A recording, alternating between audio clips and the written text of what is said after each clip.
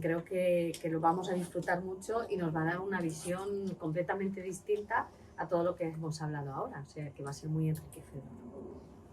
Muchas gracias, Nuria. Bueno, gracias por la invitación, muchas gracias por todo el trabajo que estáis haciendo en Hispasante, que yo sé que es totalmente desinteresado. Agradecer también a la UNED habernos dejado este entorno tan fantástico en el que podemos hablar, en el que podemos discutir, y me gustaría hacerlo lo más interactivo posible. Es cierto que el mundo cardiovascular está un poco alejado de lo que pensamos que es el burnout, pero bueno, es decir, me gustaría focalizarlo en dos aspectos fundamentales. Por un lado, el corazón como vía de salida, como expresividad de un problema psicológico, somático, y luego también el corazón como un efecto de los problemas psicológicos, porque los problemas psicológicos, un burnout nos puede acelerar o avanzar pues problemas cardíacos que podemos estar en el futuro. ¿Vale? Entonces, bueno, pues no tengáis ningún problema en interrumpirme. Me gusta que sea interactivo, porque si no realmente esto es bastante aburrido. Sobre todo un viernes, que estamos todos cansados después de toda esta semana tan dura en el trabajo, ¿no? Yo creo que uno de los mensajes principales son las dos primeras diapositivas. Es un problema de salud pública, es un problema de todos. ¿Quién no está afectado por el burnout? ¿Quién no ha tenido esto? ¿Quién no ha estado de una manera más o menos? Yo me acuerdo cuando era joven, ya hace muchos años, que trabajábamos pues 120 horas por semana, ¿no? Al principio de la formación. Y la verdad que decíamos, no sabíamos si era lunes, martes, miércoles, jueves, y decir, cogíamos aires y decíamos, hoy es lunes, oye, ¿qué día es hoy? ¿Qué día es hoy? Y luego salías, ya te quedabas a comer después de trabajar 30 horas, salías y dices, mañana trabajo otra vez, entro a las 8 y estoy otra vez de guardia, y dices, es una mala época. Pero es que es una mala época. No existía, realmente no existía el concepto del burnout. Lo llamamos como mala época. Que se va a pasar. Se va a pasar. ¿Cuál es la ventaja? Que éramos todos súper jóvenes, que teníamos 20 años, que luego recuperábamos mucho, nos lo pasábamos muy bien y tenemos momentos de mucho estrés, de mucho trabajo, pero luego también momentos de mucha liberación. Entonces ese soporte entre amigos, familia y tal nos ayudaba a compensar, y sobre todo la energía de cuando tienes 20 años. Entonces, bueno, no siempre tenemos 20 años, no siempre tenemos esa capacidad de recuperación, no siempre tenemos ese soporte familiar, social, y no siempre tenemos esa libertad en el que dices, ahora me olvido de todo. Muchas veces llegamos a casa y tenemos muchos problemas. En este contexto, el burnout pues, se convierte en un problema. Y gracias al trabajo de psicólogos, psiquiatras, que como sabéis en Hispasante están siempre disponibles para ayudaros, pues la verdad que podemos mejorar la situación. Yo me gustaría pues verlo un poco desde otro punto de vista, ¿no? El problema desde el punto de vista pues más cardiológico, ¿no? Y para esto pues mira, os presento esta pequeña diapositiva en la que pues bueno, es una diapositiva que está inspirada en Philippe Comel, que fue un cardiólogo de París, del Hôpital Lavoisier, de hace 60-70 años, un clásico que dice, mira, es la que las pongo ya a los estudiantes en la facultad y les digo, mira, toda enfermedad tiene 3 puntos claros. Por un lado tenemos un sustrato, que es pues, la genética, los años que tienes, que no se puede cambiar, sexo, bueno. Luego tenemos ciertos factores que modulan la respuesta, ¿no? Por ejemplo, si bebes alcohol, si bebes pues 6 cervezas al día y luego te tomas un poco de whisky por la noche, pues te modula un poco la respuesta a tu existencia. Si fumas una cajetilla, pues claro, también te la altera. Si no haces actividad física y eres muy sedentario y además, por ejemplo, imaginemos que tienes problemas de apnea del sueño, y si a todo esto le sumamos una carga de trabajo brutal y otros tipos de problemas como diversos trastornos psicológicos o psiquiátricos preexistentes que llevamos acumulados a lo largo de nuestra vida, pues entonces todos estos son factores que modulan la respuesta al estrés. Tenemos el factor genético, tenemos nuestra edad, tenemos los factores que nos modulan nuestra historia y luego tenemos los factores que desencadenan. Esto lo puedo aplicar yo a los problemas que tengo, alteraciones del ritmo cardíaco. Y yo les digo a los estudiantes, ¿por qué un paciente hace una arritmia cardíaca cuando tiene un sustrato y factores moduladores? en un momento dado y no lo hace en todo momento? Porque hay un factor que desencadena. Desde un punto de vista práctico tenemos que tratar los tres. No solo es tratar el desencadenante. Y el día que él ha bebido un poco más de alcohol o el día que ha tenido un problema, una discusión con alguien. El desencadenante es un factor más dentro de lo que son los factores moduladores del sustrato. El sustrato obviamente no podemos cambiar la genética ni la edad, pero sí que podemos hacer mucho en cambiar los factores moduladores. Tenemos que identificarlos, tratarlos, tanto o más importante que los factores desencadenantes. Saber el porqué. Si hay alguna pregunta, no os dudéis, ¿eh?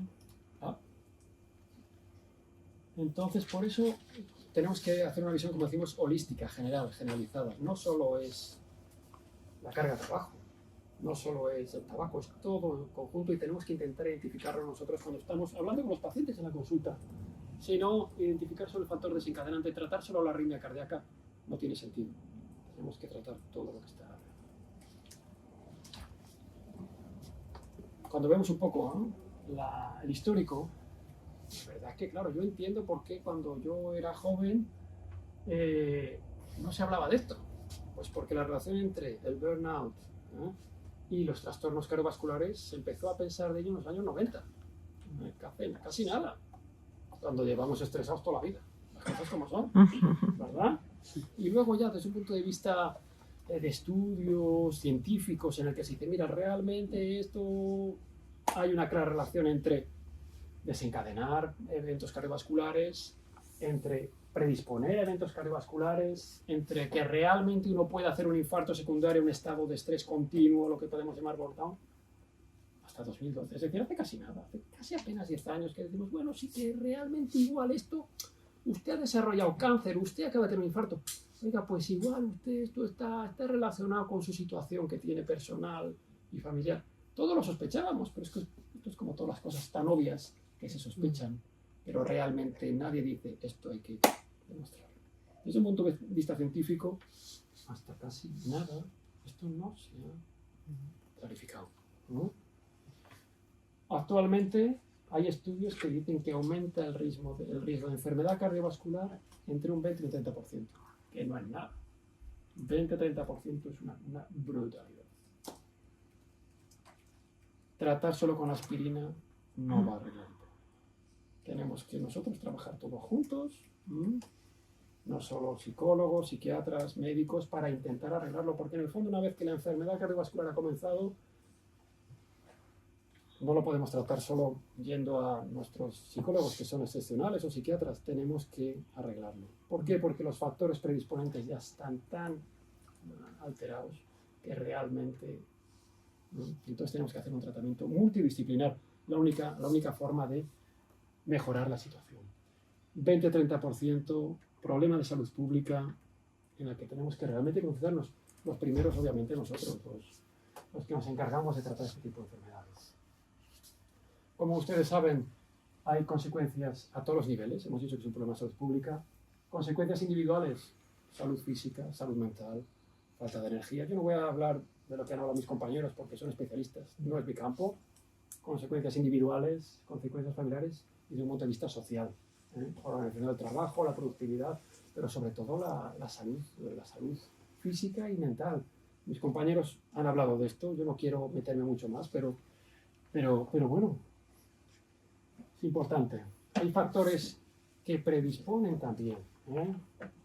Gran carga de trabajo, lo que vamos a hablar, baja autonomía, no decidimos muchas veces, no sabes por dónde va a venir hoy, aquí, por dónde va a caer hoy esto que va a haber, va a caer por el lado derecho o por el izquierdo. ¿Cómo entra por ahí? Este viene por ahí. Diferentes valores, nosotros que somos extranjeros en un país que no es el nuestro, hay diferentes valores que realmente no les compartimos y realmente pues bueno, nos hacen hay veces estar un poco más inestables en un sitio que no nos da tanta seguridad.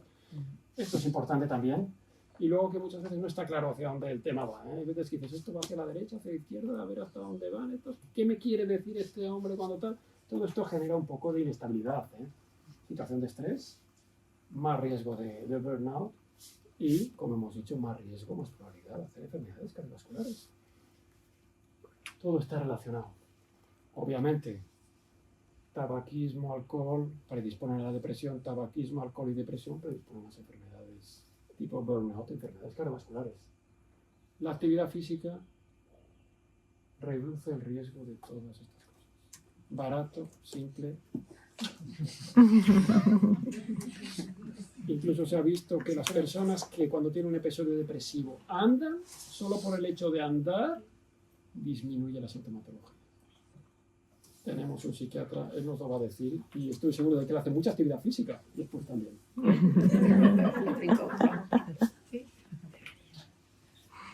Factores comunes, mis compañeros seguramente solo es para consolidar el mensaje. Claro, cuando yo tenía 20 años y trabajaba lo que trabajaba, pues claro, realmente estás muy liberado. Tenemos ese soporte de muchos aspectos, ¿no? Sobre todo a la edad. Pero cuando ya somos un poco más mayores, ya se lleva tal. El hombre es un factor de riesgo cardiovascular para hacer hipertensión, infartos, todo esto, pero la mujer parece que tiene un poco más de riesgo de burnout. Probablemente en el contexto de que la mujer es capaz de absorber todo el estrés que hay alrededor de ella, tanto el estrés de la familia, como el estrés personal, como el estrés del trabajo. Y quizá los hombres somos menos, os voy a contar, más cool. No sé si es bueno o es malo, pero la estadística dice que las mujeres tienen más riesgo de burnout y los hombres más riesgo de enfermedad cardiovascular. Nos compensamos un poco. Muy importante identificar los grupos de riesgo y luego aplicar una terapia de prevención, porque en el fondo cuando ya hemos llegado a tener un problema es muy tarde. Cuando un paciente tiene un infarto, pues bueno, sí, hacemos lo que podemos, pero ya usted ha hecho el infarto. Es decir, ya llegamos un poco tarde. Muy importante identificarlo cuanto antes y sobre todo todos los factores de riesgo que predisponen. Y para eso, pues para eso estáis aquí todos hoy y para eso estamos con vosotros para ayudaros si es necesario. Cuando hay un episodio de burnout, para mí como cardiólogo me interesa identificar cuál es hasta qué punto el corazón es un punto de salida de este episodio. Es decir, cuál es el primum movens, como se dice, es el corazón o si realmente el primum movens es un episodio de burnout que un compañero psicólogo o psiquiatra tiene que ayudar.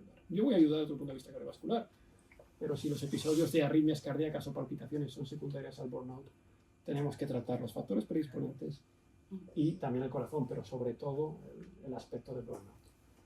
Los aspectos personales, en qué trabaja, las horas de trabajo y la calidad de vida que tiene, es decir, lo que hemos dicho, tabaco, alcohol, actividad física, la obesidad. El peso es un factor importantísimo para enfermedades cardiovasculares. El burnout se asocia, como hemos dicho, aumenta el riesgo hasta 20-30% de infarto, de angina de pecho, de enfermedad coronaria. ¿Por qué? ¿Cuál es el mecanismo de todo esto? Como nosotros decimos los clínicos, la fisiopatología, ¿por qué todo esto lleva a hacer un infarto? Pues porque aumenta la tensión arterial. El paciente que tiene burnout está tan ocupado que no se preocupa de sí mismo. Y se olvida a veces de sí mismo, y se olvida de su yo, y su cuerpo, y su corazón. Está en otras cosas.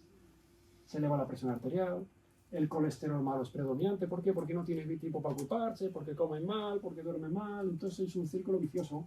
Se promueve un poco lo que decimos nosotros la inflamación, un estado proinflamatorio que es pro-trombótico, pro-infarto.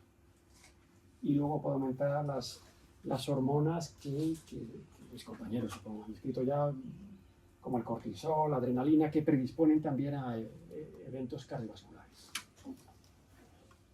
Por otro lado, cuando hablamos del sistema nervioso autónomo, la actividad simpática, la actividad parasimpática, la actividad que nos activa y la actividad que nos calma a lo largo del día, porque somos como un coche, que aceleramos y frenamos.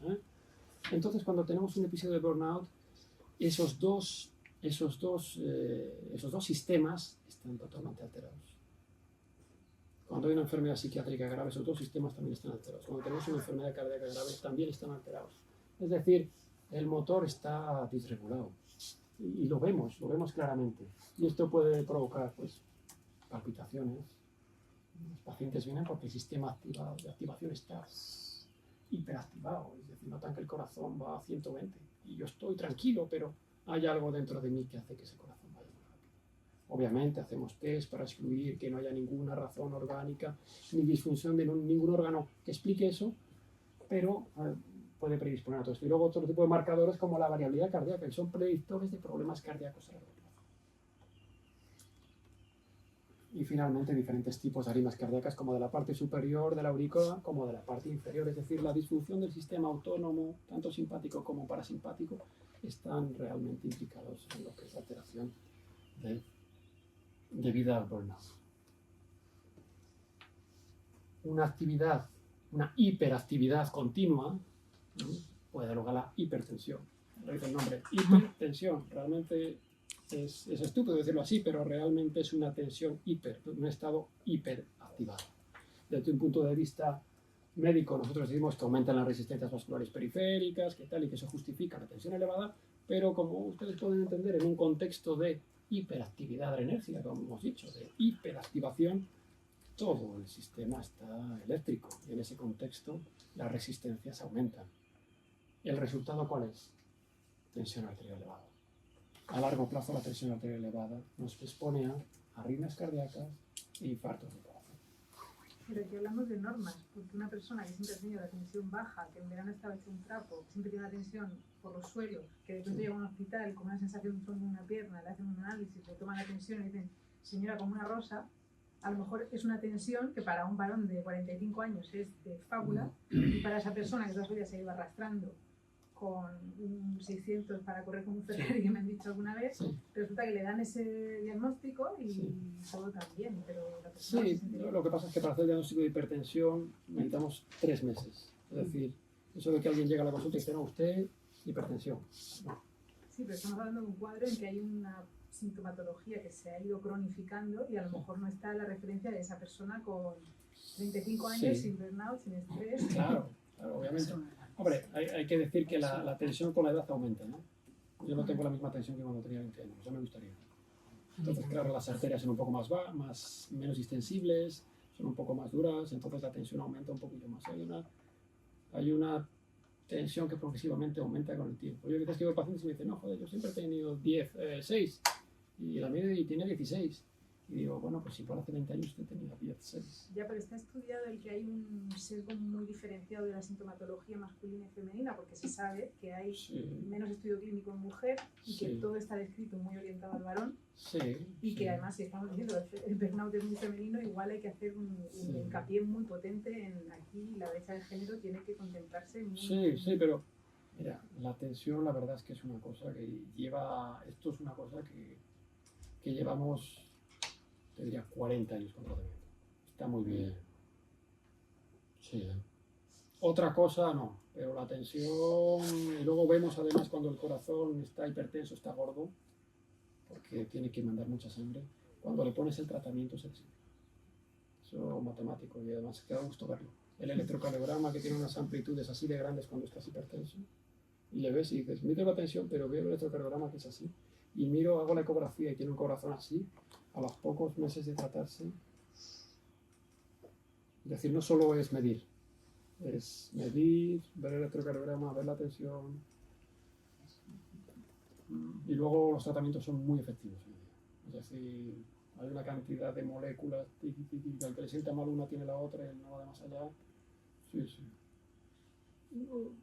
Y luego está claro, más de 13,7 en casa. Después de haberlo medido 3 veces, tumbado, 5 o 10 minutos antes de medirlo. Evidentemente, si cogemos, damos un paseo, subimos a la cuarta planta de nuestra casa, cogemos, bajamos, pim, pam, y sin pararnos, tengo la tensión, tengo igual. Pero eso no es hipertensión. Eso es que acabo de subir y bajar las escaleras. ¿Se explica también la descompensada o solo la elevada? Explícame eso de la descompensada. Descompensada, cuando, se puede tener alta y luego se puede tener el diferencial de sístole y diástole muy descompensada. Bueno, hombre, eso te refieres a que la sistólica sea muy alta y la diastólica muy baja, o la sistólica baja y luego la diastólica... Que sí, que el diferencial sea las dos son malas. Es malo. Sí. Pero hay moléculas para que dice, pues mira, con esta baja un poquito más la diastólica, con esta otra más la sistólica. Y en el caso del burnout se pueden encontrar las dos cosas indistintamente. No es que realmente tengas un burnout y tengas tal. Entonces, volvemos al inicio, el triángulo ese. Es decir, tú tienes el burnout y dependiendo de tus factores predisponentes, tu genética, tú vas a hacer una tensión diferente que otra persona. El burnout es, desde el punto de vista cardiovascular, es un poco trigger de la hipertensión. Luego, cómo la expresividad de la hipertensión es variable en cada persona. Hay unos que no tienen hipertensión cuando hacen burnout, otros que nunca tienen un problema cardíaco, que nunca lo van a tener, y otros que hacen arritmias. Y dices, ¿por qué este paciente que tiene un burnout hace arritmias? ¿Hasta qué punto la arritmia que tiene secundaria el burnout? Yo realmente cuando veo a alguien que tiene un burnout y que hace arritmias cardíacas, y hay gente que le digo, no hija, te vas a ir a un solarium en Noruega durante 2 semanas donde no vas a escuchar nada y vas a estar fantástico, vete y luego ya analizaremos las arritmias. Vuelve de su periodo chachi en Noruega y realmente no tiene arritmias. Y ha arreglado su problema con una terapia psicológica a la vez que estaba allí. Realmente la arritmia era una expresividad del problema psicológico. No era un problema en sí mismo. Era una vía de salida. No siempre es así, ¿eh? Somos sinceros, hay gente en la que la puedes mandar a la Conchinchina y van a seguir haciendo arritmias. Y los tenemos que operar, como está operando esta mañana. Pero nuestro objetivo es identificar los que realmente son intrínsecos cardíacos, los que realmente hay una causa psicológica, psiquiátrica que influencia, que te los pone, que te lo... Quizá desde un punto de vista práctico podemos decir, mira, esta persona va a hacer una hipertensión, pero no es lo mismo hacer la hipertensión a los 65 que hacerla a los 40. Probablemente todos podemos hacer hipertensión, un 80% a lo largo de nuestra vida, cuando tengamos 80 o 90 años y llegamos. Pero claro, el hecho de que la hipertensión se avance 10-20 años, eso puede ser debido al burnout. Junto con la vida que llevamos. Si no hacemos actividad física, si comemos mal, si tenemos si no nos miramos, si no nos cuidamos. Porque en el fondo lo que estamos hablando es de cuidarse y quererse a sí mismo. ¿Otra pregunta? ¿Vale? Inflamación. ¿Hasta qué punto el burnout predispone a la inflamación y la disfunción endotelial?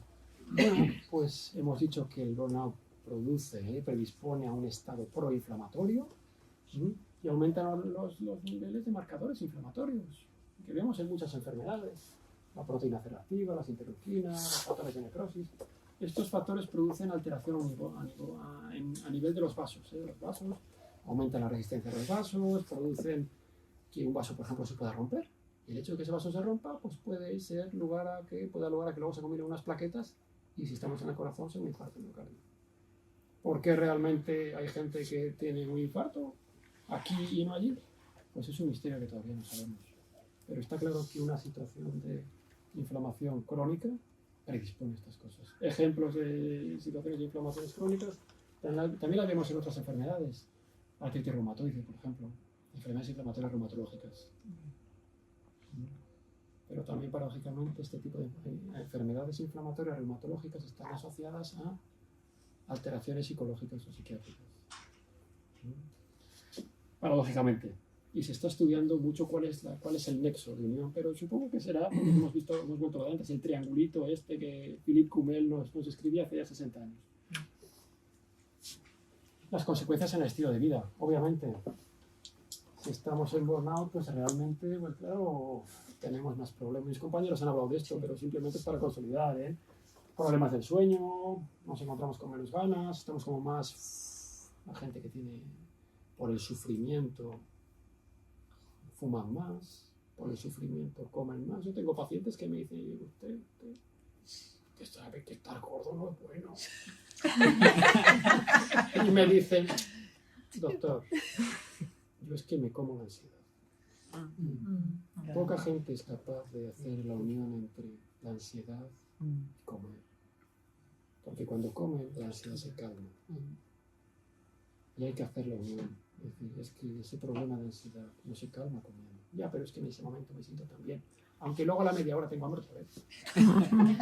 Entonces nuestra función como clínicos, con mis compañeros, más que yo, es identificar esos factores desencadenantes que hacen que ese paciente coma, que ese paciente luego esté obeso, que ese paciente luego no tenga ganas de andar, ni de caminar, ni de hacer actividad física, porque todo eso le predispone a una vida que no es saludable y le predispone, desde el punto de vista mío, a tener problemas cardiovasculares. Todo esto aumenta el riesgo de obesidad, diabetes, síndrome metabólico y todo esto afecta a problemas cardiovasculares. Obviamente, mis compañeros han hablado de que todo esto está relacionado a la ansiedad, depresión, trastorno del sueño, pero todos estos son factores de enfermedades cardiovasculares también. Una persona que tiene depresión tiene más enfermedades cardiovasculares. Y de la misma manera, un paciente que tiene un infarto, 20-30% al año hacen depresión también. ¿Por qué? Tú te crees, tu cerebro te hace creer que eres joven, que tienes 20 años, aunque no tengas 20 años, pero un día llegas al hospital, te meten y dicen, señor, infarto, su vida ya no es como la de antes.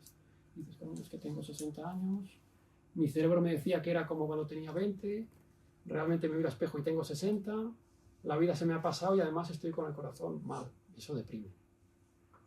Eso mucha gente la deprime. Entonces tenemos que, de alguna manera, identificar a estos pacientes alto riesgo de hacer depresión y evitar que lleguen a estas situaciones. Lo mejor es la prevención, porque la verdad que el riesgo de depresión es altísimo en este tipo de población. Y como veis aquí es la situación inversa, es el paciente que hace un infarto y que al año 20-30% hace una depresión. ¿Cómo podemos arreglar todo esto? Manejar el estrés, tratar la ansiedad. Mis compañeros han hablado de esto seguramente. Desde mi punto de vista, actividad física, clave, fundamental. Mejora todos los parámetros fisiológicos, mejora la frecuencia cardíaca, mejora la tensión, disminuye. Dormir mejor. Fácil decir, difícil hacer. ¿Por qué no dormimos bien? Y luego organizarnos la vida un poco mejor. Hay veces que ¿por qué llevamos la vida que llevamos? Y muchas veces un día pasa algo en nuestra vida y la vida cambia y dices, joder, pues es que realmente quizá hay que identificar las prioridades de la vida de otra manera. Es que tengo una pregunta. Cuando hablas de ejercicio regular, ¿puedes darnos Ahora una lo indicación? vemos. Ahora Vale, lo vemos. gracias. Lo dejaba por final. Y luego importante, las redes de apoyo social, de la gente, el soporte que nos ayuden como nosotros ayudamos a otros, porque en el fondo esta vida es dar y recibir. Solos por sí mismos no podemos hacer nada. Estrategias cardiovasculares. 250 minutos por semana de andar. Disminuye el riesgo de cáncer, infarto y depresión. Los tres. Además barato, gratis, barato. Bueno, bonito y barato. Y disminuimos el cáncer, la depresión y el infarto. Wow. Pero realmente dices, bueno, ¿usted cómo lo ve? ¿Usted cómo lo ve esto? Bueno, es que tengo que hacer muchas cosas porque no me da tal cual. Pero vamos a ver, 250 minutos tampoco son tanto tiempo, pero la gente nos liamos y al final no lo hacemos. Pero disminuir el riesgo de cáncer, infarto y depresión, wow. Esto es un efecto brutal, increíble. Mejora todos los parámetros, todo lo que he dicho antes, la actividad simpática, parasimpática, el riesgo de infarto, arritmias cardíacas, enfermedades coronarias. La actividad. Yo no os digo de correr el maratón, los 20 kilómetros de Bruselas, no. Simplemente ponéis las zapatillitas, vais a andar con quien queráis, un amiguito, además así os echáis una risa porque somos españoles, nos gusta hablar, 45 minutos, 5 días por semana, más o menos sale así, ¿no? 4 o 5 días por semana, ya está. Al principio de la mañana, al principio de la tarde, al principio de la tarde. Ejemplo, los pacientes que tienen un infarto y tienen perro, tienen mejor supervivencia, se mueren menos después del infarto. ¿Por qué? Porque no les queda más que salir con el perrito. Salen con el perrito, se encuentran luego con más gente, se socializan y en el fondo cambian un poco el chip, pero sobre todo el corazón les da más la vida. ¿Vale? Controlar los factores de riesgo, pues sí, claro, normal, pues medir la tensión, ver el colesterol, ver el azúcar, pero en el fondo todo esto es monitorizar si lo de arriba lo estamos haciendo bien. ¿Está? No os estoy diciendo de hacer cosas complicadas, es decir, ojo, y ya veréis cómo si hacéis todo esto, vais a dormir mejor también. ¿Vale? Obviamente hay mucha apnea del sueño también, muchos problemas, trastorno del sueño, que la gente hace apneas y muchas veces son no diagnosticadas. No siempre es el paciente que hace apnea, es el paciente obeso, que realmente le ves por la que dices, este tiene que tener una apnea terrible. No es ese. Gente delgada también puede tener problemas de apnea y pueden dar lugar a problemas cardiovasculares y también problemas psicológicos y psiquiátricos. Es decir, importante. Identificar todas esas cosas. Comer bien. Complicado, porque cada vez tenemos menos tiempo, cada vez tenemos más estrés, cada vez. Nosotros que tenemos la suerte de venir de un país en el que se come bien, pues realmente esto tiene efecto cardioprotector, no solo para el corazón, sino también para el cerebro. Y tenemos que continuar en esto. No voy a insistir en esto. Una dieta cardiosaludable, dieta mediterránea, pescado. ¿No? Control de todo lo que es el estrés. Mis compañeros han hablado de esto. La relación entre la mente, el cuerpo, la respiración. No es mi campo. Dejo a mis compañeros que lo hacen esto mucho mejor que yo. Soporte farmacológico cuando sea necesario. Los expertos en este campo os lo dirán. Y luego también identificar en el trabajo cuando no estamos bien. Y dices, bueno, tío.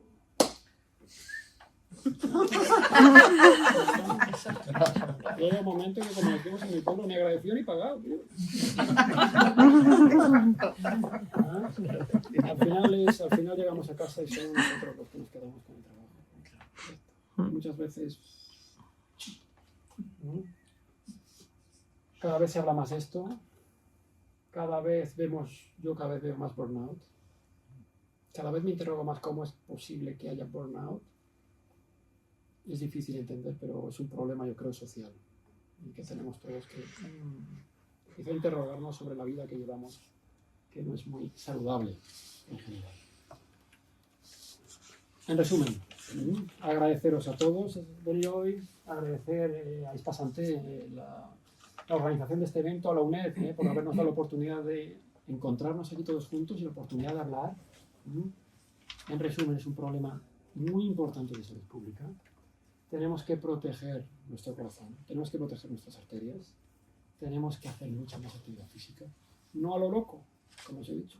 45 minutos, 50 minutos un día cada dos. Socializarnos. No olvidarse que el burnout está asociado en el conjunto a un componente de fisiología, es decir, cardíaco, respiratorio, importantísimo. Todo está unido. No un tratamiento único, específico, aislado no tiene sentido, sino que tiene que ser un tratamiento global de todos los órganos, también somático y físico. Y no nos olvidemos de todos los factores, sustratos, los factores que modulan, los factores que desencadenan y tratarlos todos. Identificarlos, preguntarse el por qué y cómo podemos tratarlos. Finalmente, no olvidar que todo esto está asociado a mayor riesgo de enfermedad coronaria, de infartos, de alteración del sistema autónomo, el que acelera y el que frena, más riesgo de hipertensión, lógicamente, porque estamos en una situación de hiperactivación, más riesgo de inflamación, una tarea que puede dar lugar a otro tipo de enfermedades, y luego todo esto tiene alteraciones en nuestra vida diaria, no solo a nosotros, sino a nuestra familia, los que están alrededor. Entonces, tenemos un interés en identificarlo, prevenirlo, tratarlo y saber que existe, porque como os he dicho antes, hace muchos años ni siquiera éramos conscientes de a lo que estábamos expuestos. Agradeceros vuestro tiempo de venir aquí y con mucho placer si ya tenéis preguntas. Muchas gracias.